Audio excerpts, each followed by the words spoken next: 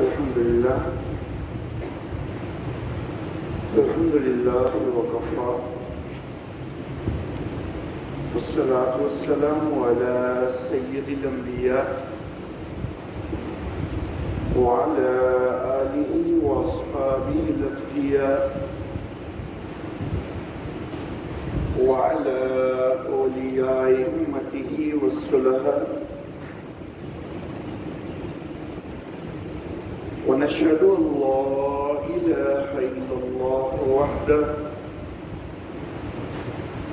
وحده لا شريك له ونشهد أن سيدنا ومولانا محمدا عبده ورسوله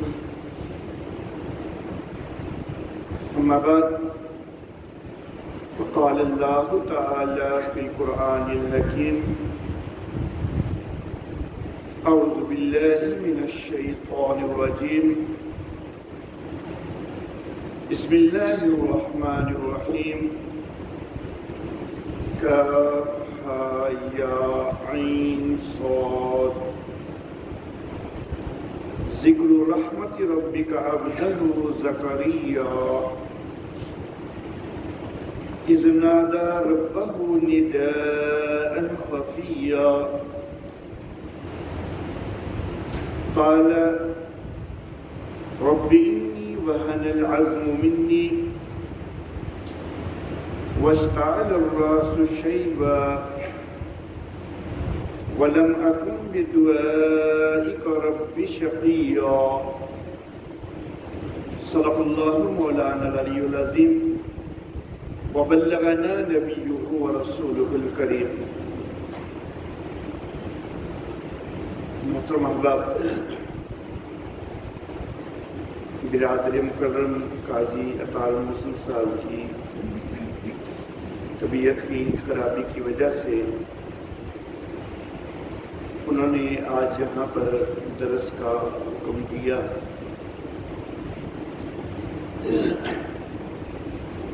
چند روز پہلے جامع مسجد حق نواز میں میرا درس تھا، تو وہاں پر قرآن حکیم کھولا تھا تو یہ مقام سامنے آیا تھا اور اس کے متعلق میں نے چند گزارشات عرض کی تھی. آج یہاں پر بھی جی چاہا کہ اسی مقام کے متعلق چند باتیں یہاں پر بھی عرض کر دوں.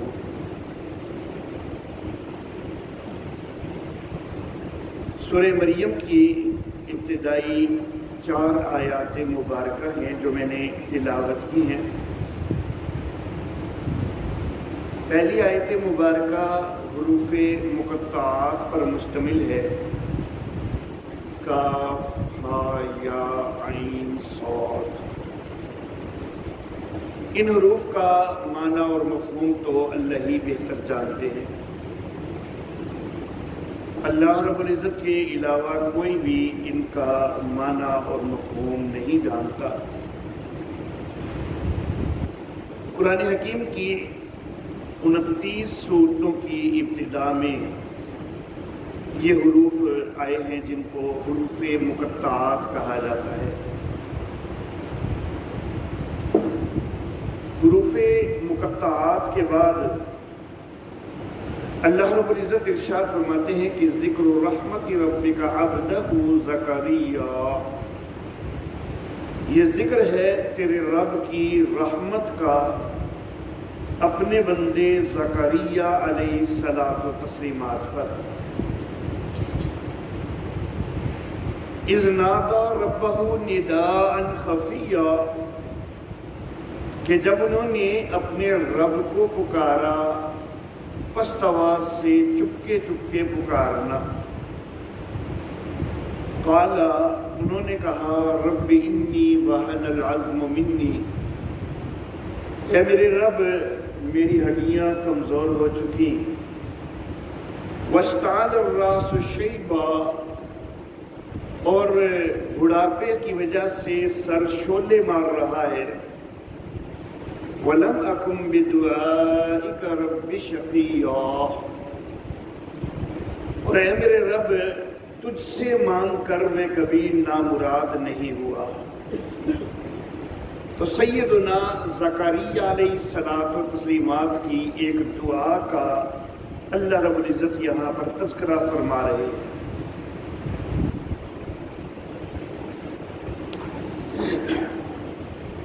معاملہ کچھ یوں ہوا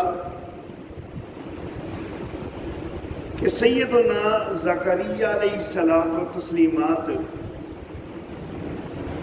ان کی عمر زیادہ ہو رہی ہے لیکن اولاد نہیں ہو رہی۔ یہاں پر میں ایک بات یہ بھی ذکر کرنا چاہوں گا کہ ہم بہت سارے ناموں کا تلفظ غلط کر جاتے ہیں، اور ان میں انبیاء کرام علیہم السلام کے نام بھی شامل ہیں کہ جن کا تلفظ ہم غلط کر جاتے ہیں۔ تو اس حوالہ سے خاص طور پر انبیاء کرام علیہم السلام کے جو نام ہیں ان کے تلفظ کے حوالہ سے ہمیں محتاط رہنا چاہیے اور صحیح تلفظ ادا کرنا چاہیے۔ مثال کے طور پر یہاں پر سیدنا زکریا علیہ الصلوۃ و تسلیمات کا ہم تذکرہ کر رہے ہیں، لیکن ہم زکریا کی بجائے زکریا بول دیتے ہیں، کاف کے اوپر جزم ڈال دیتے ہیں، حالانکہ قرآن حکیم میں کاف کے اوپر واضح طور پر زبر ہے، زکریا۔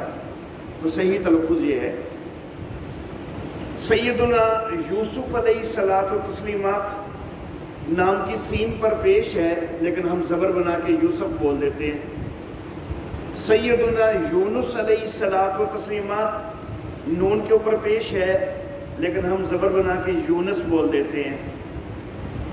سیدنا داؤد علیہ الصلوۃ و تسلیمات واؤ کے اوپر الٹی پیش ہے لیکن ہم واؤ پر حمزہ بنا کے داؤد بول دیتے ہیں۔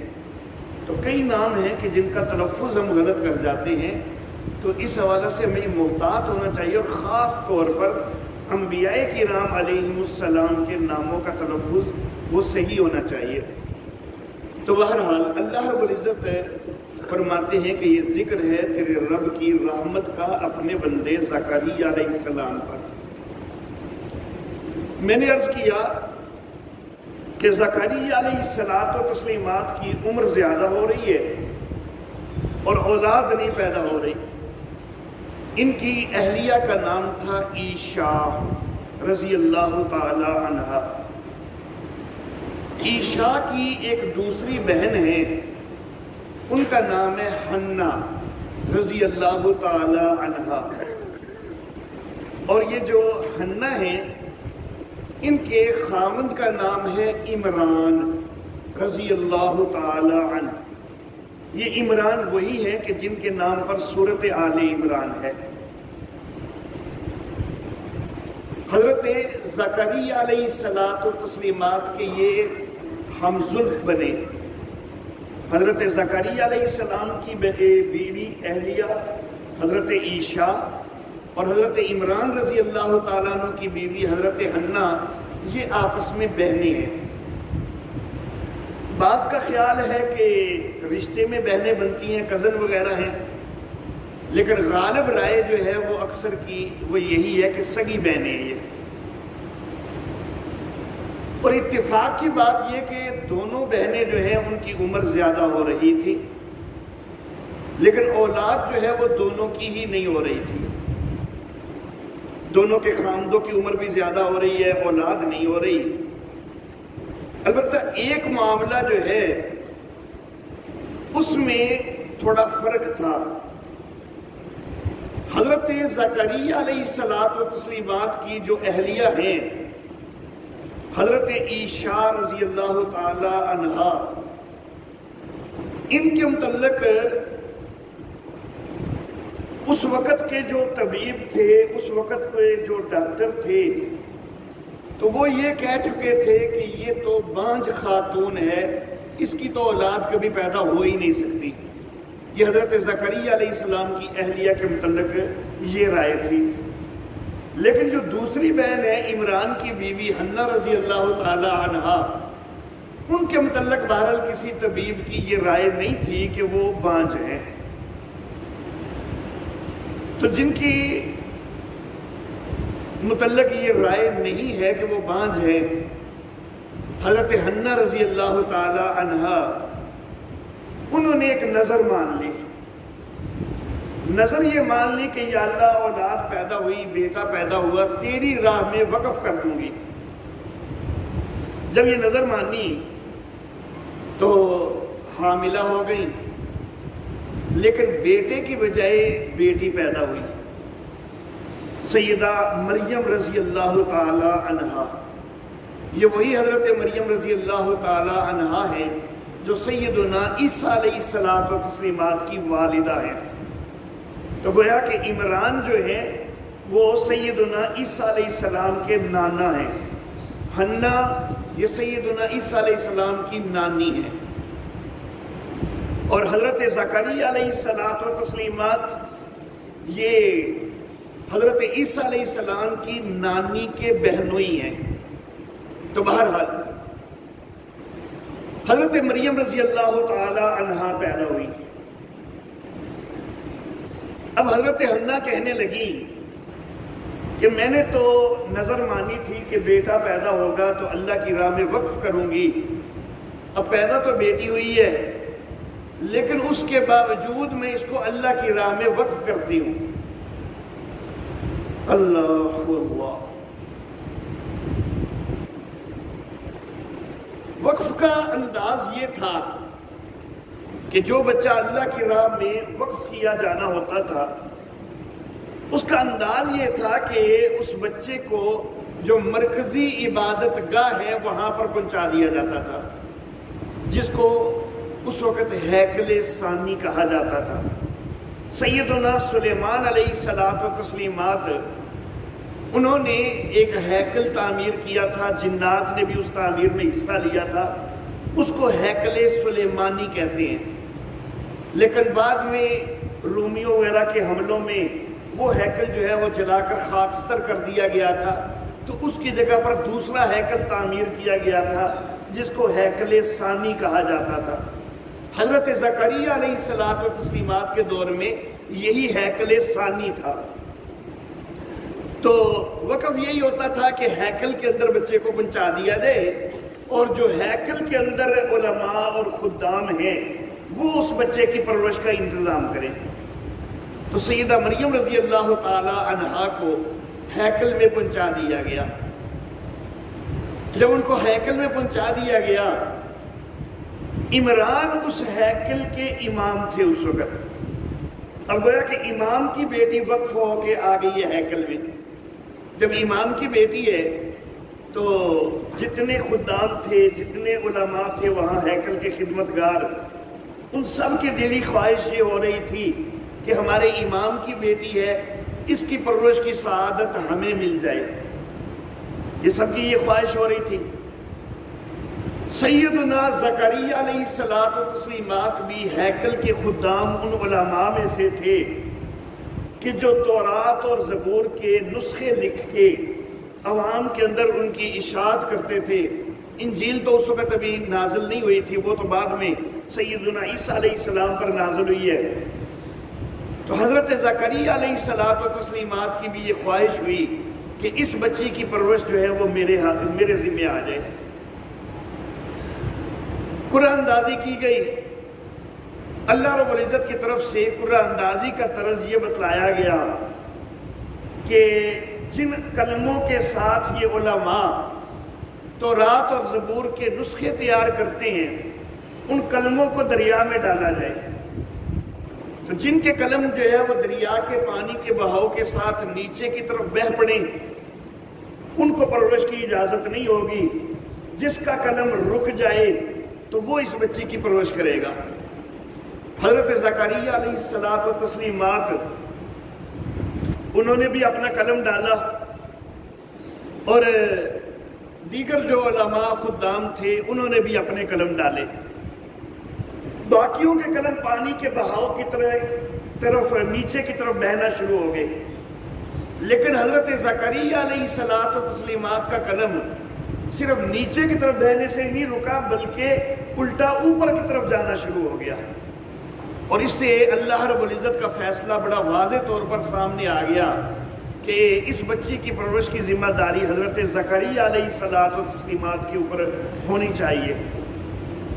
ویسے بھی حضرت زکریا علیہ الصلوۃ والتسلیمات غالباً نبی بھی بنائے جا چکے ہوئے تھے اس وقت، بعد میں تو خیر بنے ہی بنے ہیں، اور غالباً اس وقت بھی بنائے جا چکے ہوئے تھے۔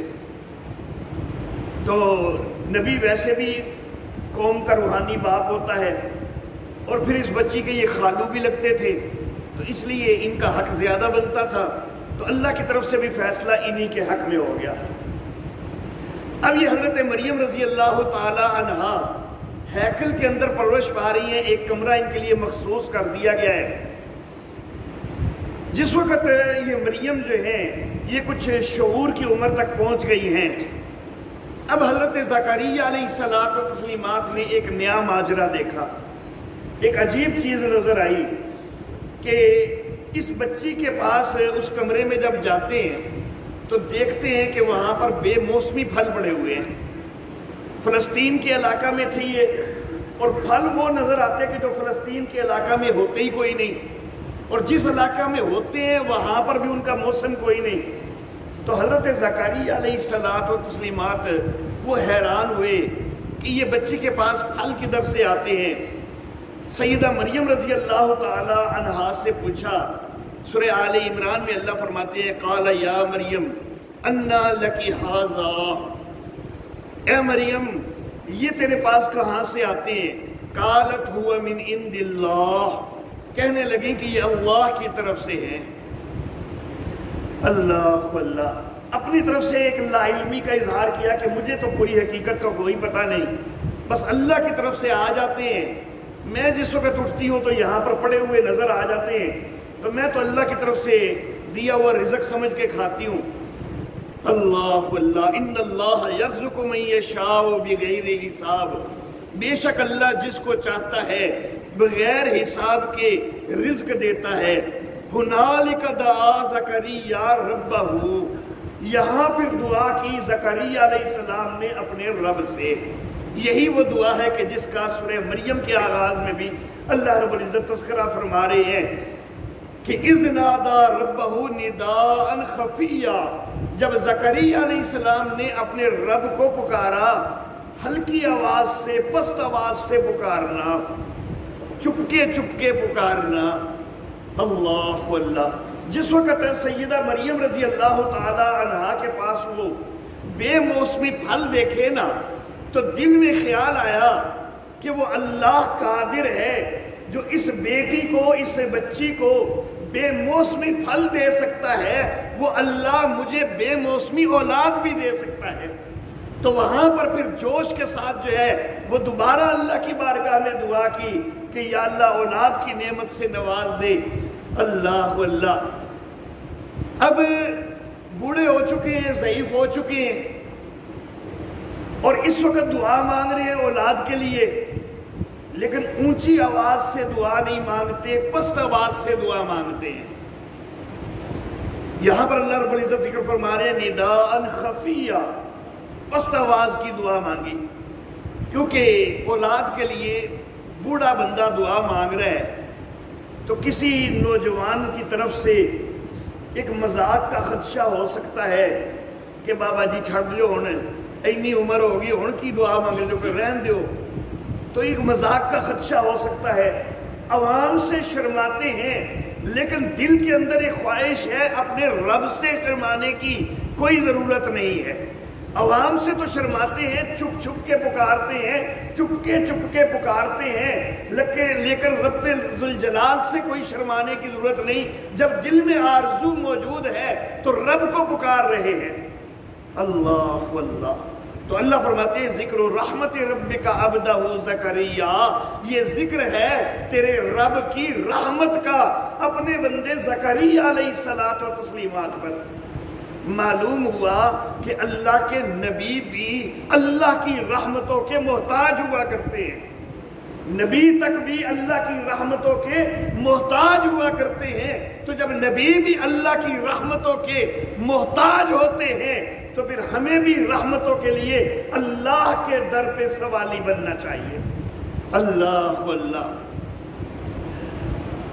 ساری کائنات میں سب سے افضل ہستی مخلوقات میں سے وہ میرے آقا محمد عربی صلی اللہ علیہ وسلم ہیں، اور میرا یہ عقیدہ ہے کہ پوری کائنات میں جس کو سب سے زیادہ اللہ کی رحمتیں ملی ہیں، جس ہستی کو دنیا اور آخرت کی سب سے زیادہ رحمتیں حاصل ہوئی ہیں، وہ میرے آقا محمد عربی صلی اللہ علیہ وسلم ہیں۔ سب سے زیادہ رحمتوں کے مستحق وہ ہوئے، لیکن اس کے باوجود ساری امت کی ڈیوٹی لگا دی میرے آقا نے کہ جب جب میرا نام آیا کرے میرے لیے رحمت کی دعا کیا کرو۔ جب بھی کوئی بولے محمد تو کیا کہنا ہے؟ صلی اللہ علیہ وسلم، یا اللہ ان کے اوپر رحمتیں بھیج دے اور سلامتیاں بھیج دے۔ ساری امت کی ڈیوٹی لگا دی کہ جب بھی میرا نام آئے میرے لیے رحمتوں کی دعا کیا کرو، اور تمہاری نماز مکمل تب تک نہیں ہونی چاہیے جب تک میرے لیے رحمتوں کی دعا نہ کر دو کہ اللہم صلی علی محمد، اے اللہ محمد صلی اللہ علیہ وسلم پر رحمتیں بھیج دے، وعلی آل محمد، اور محمد کی آل پر بھی اے اللہ رحمتیں بھیج دے۔ اللہ اللہ، تو ساری کائنات میں سے جن کو سب سے زیادہ رحمتیں ملی ہیں وہ بھی اپنے آپ کو اللہ کی مزید رحمتوں کے اتنے محتاج سمجھتے ہیں کہ ساری امت کی ڈیوٹی لگا گئے ہیں کہ میرے لیے رحمت کی دعا کیا کرو۔ تو پھر ہمیں تو بہت زیادہ دعا کرنی چاہیے کہ اللہ ہمیں بھی اپنی رحمتوں سے نواز دے۔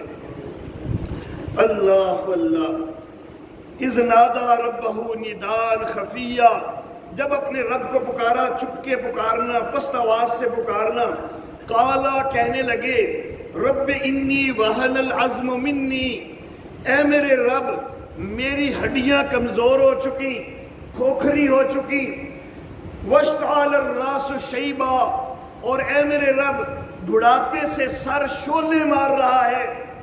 اللہ اللہ، اپنے بڑھاپے کا اظہار کر رہے ہیں، اپنی جسمانی طاقت اور قوت کے کمزور ہو جانے کا، کہ ہڈیاں تک کمزور ہو چکی ہیں، یہ اظہار کر رہے ہیں، یہ اظہار کر رہے ہیں کہ یا اللہ اسباب تو ختم ہیں۔ اسباب ہوا کرتے ہیں اولاد کے لیے کہ بندہ جوان ہو، میں جوان نہیں ہوں، بوڑھا ہوں، اسباب ہوا کرتے ہیں بیوی صحت مند ہو، لیکن یہاں پر اسباب ختم ہیں، بیوی بھی بانجھ ہے، میں بھی بوڑھا ہو چکا، وہ بھی بڑھیا ہے بھی بانجھ، یا اللہ اسباب تو کوئی نہیں ہے، لیکن وَلَمْ أَكُنْ بِدُعَائِ رَبِّكَ شَقِيًّا، وَلَمْ أَكُنْ بِدُعَائِكَ رَبِّ شَقِيًّا، لیکن اے اللہ، اے میرے رب، آج تک تجھ سے مانگ کے کبھی نامراد نہیں ہوا، یہاں پر اسباب ختم بھی ہو چکے ہیں، پھر بھی تیرے در پہ سوالی بن کے آیا ہوں، یا اللہ نامراد نہ لوٹانا۔ اللہ اللہ، پوری کائنات میں سب سے زیادہ جو خلوص والی دعائیں ہوا کرتی ہیں وہ نبیوں کی دعائیں ہوا کرتی ہیں، اس کے متعلق کسی کی کوئی اختلافی رائے نہیں ہو سکتی۔ سب سے زیادہ خلوص والی دعائیں نبیوں کی دعائیں ہوا کرتی ہیں، اور دعا کے اندر خلوص پیدا کرنے کے لیے 3 شرطیں ہوتی ہیں۔ اگر یہ 3 شرطیں ہوں تو دعا میں خلوص ہوتا ہے، اگر یہ 3 شرطیں نہ پائی جائیں دعا میں خلوص نہیں ہوتا۔ پہلی شرط یہ ہوتی ہے کہ بندے کو اپنی زور بازو پہ مان نہ ہو، اپنی قوت و طاقت پہ مان نہ ہو، اپنی صلاحیتوں پہ مان نہ ہو، بلکہ اپنی عاجزی کا اظہار کرے۔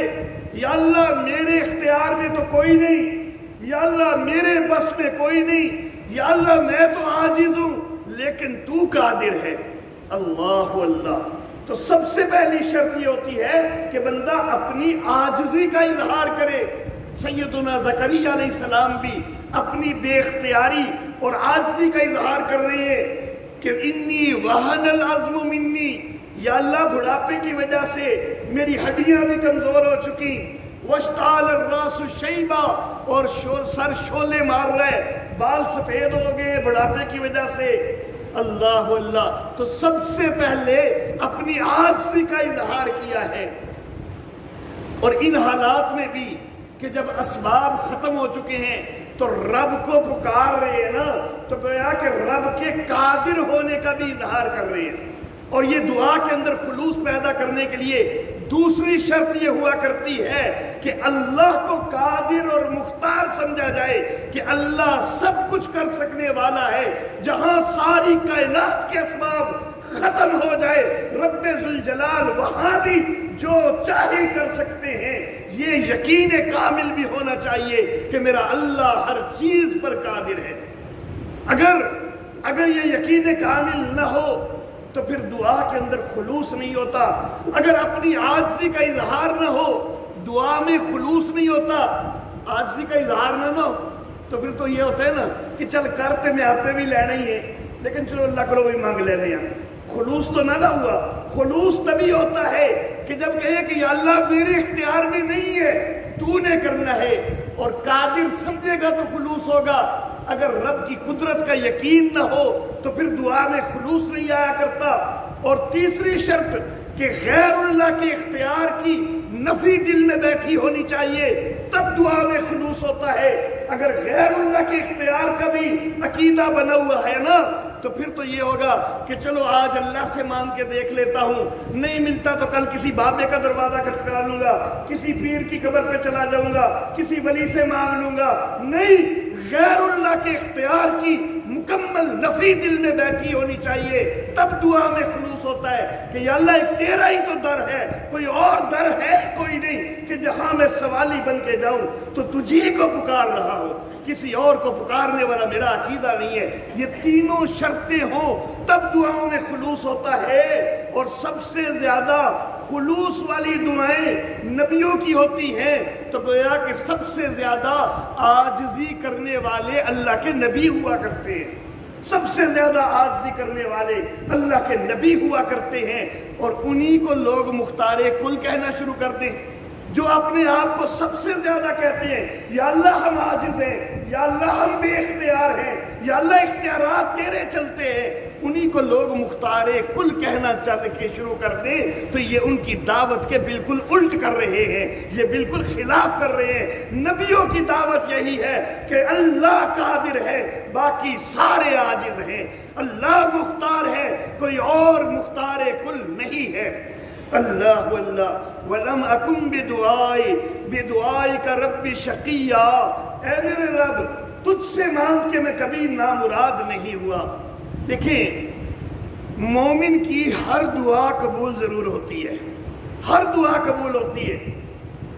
اللہ سے مراد کیا مانگ کے آپ نامراد نہیں ہوا کرتے، اللہ مرادیں پوری کرنے والے ہیں۔ ہاں البتہ اس کے لیے ایک شرط ہے، اپنے رزق کو درست کر لیجئے، اپنی معیشت حلال کی کر لیجئے، اپنا رزق حلال کا کر لیجئے، حرام رزق نہیں ہونا چاہیے، حرام رزق نہیں ہونا چاہیے۔ میرے آقا صلی اللہ علیہ وسلم نے فرمایا کہ ایک بندہ بڑی دور سے آیا، بکھرے ہوئے بال ہے، پراگندہ حال ہے، پریشان ہے، غبار آلود جسم ہے، اور یا رب کہہ کے پکار رہے، لیکن اس کی دعا کیسے قبول ہو کہ جب اس کا کھانا حرام کا ہے، اس کا پینا حرام کا ہے، اس کا لباس حرام کا ہے۔ اللہ اللہ، تو جس کی پرورش حرام سے ہو رہی ہے، جس جسم کی پرورش حرام سے ہو رہی ہے، اس کی دعائیں جو ہے وہ قبول نہیں ہوا کرتی۔ ویسے ہر دعا جو ہے وہ قبول ہوتی ہے، لیکن ہمارا ظرف بڑا چھوٹا ہے۔ ہم صرف یہ سمجھتے ہیں کہ جو مانگا ہے بس وہی مل جائے، یہی دعا کی قبولیت ہے۔ حالانکہ یہ قبولیت کا سب سے چھوٹا انداز ہے۔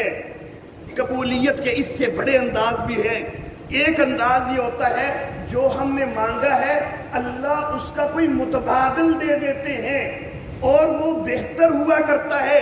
ہمیں خود اتنا ہمارے متعلق نہیں علم کہ ہماری ضروریات کیا ہے، ہمارے اللہ کو ہمارے متعلق زیادہ معلوم ہے کہ ان کے لیے کیا بہتر ہے، تو ہم کچھ مانگ رہے ہیں اللہ اس سے بہتر دے دیتے ہیں۔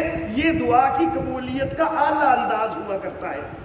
سیدنا زکریا علیہ الصلوۃ و تسلیمات کی یہ سالی محترمہ حضرت حنہ رضی اللہ تعالیٰ عنہ بیٹا مانگ رہی تھی نا، لیکن اللہ نے الٹ کر دیا، بیٹی دے دی۔ لیکن اللہ نے قرآن حکیم میں ساتھ یہ بھی کہا ہے کہ کوئی بیٹا اس کے لیے اس بیٹی جیسا نہیں ہو سکتا تھا۔ اللہ کو زیادہ پتا ہے کہ اس کے لیے بیٹی ہی زیادہ مفید تھی۔ اللہ اللہ۔ اور دعا کی قبولیت کا ایک انداز یہ ہوتا ہے کہ دنیا میں نہ وہ ملتا ہے جو مانگا ہے، نہ اس سے کوئی بہتر ملتا ہے، لیکن وہ دعا آخرت کے لیے ذخیرہ ہو جاتی ہے۔ کبھی آخرت میں اس کی وجہ سے کوئی گناہ جھڑ کے ختم ہو جاتے ہیں، کبھی نیکیوں میں اضافہ ہو جاتا ہے۔ اور میرے آقا نے فرمایا کہ جو دعائیں ایمان والوں کی دنیا میں قبول نہیں ہوئیں، آخرت میں جب ان کا اجر ملے گا نا تو بندہ کہے گا ہائے کاش دنیا میں میری کوئی ایک بھی قبول نہ ہوئی ہوتی۔ یہ جو آج اجر مل رہا ہے، اصل قبولیت تو یہ ہو رہی ہے، لیکن ہمارا بڑا چھوٹا ظرف ہے۔ ہم سمجھتے ہیں کہ بس جو مانگا ہے صرف وہی مل جائے تو یہی قبولیت ہے۔ نہیں نہیں، اللہ کے اوپر کامل بھروسہ رکھو، اور قبولیت کا اعلیٰ سے اعلیٰ انداز جو ہے وہ انشاءاللہ اللہ آپ کے لیے کریں گے۔ اللہ رب العزت ہم سب کی دعاؤں کو قبول فرمائے اور اعلیٰ انداز میں قبول فرمائے۔ وآخر دعوانا ان الحمدللہ۔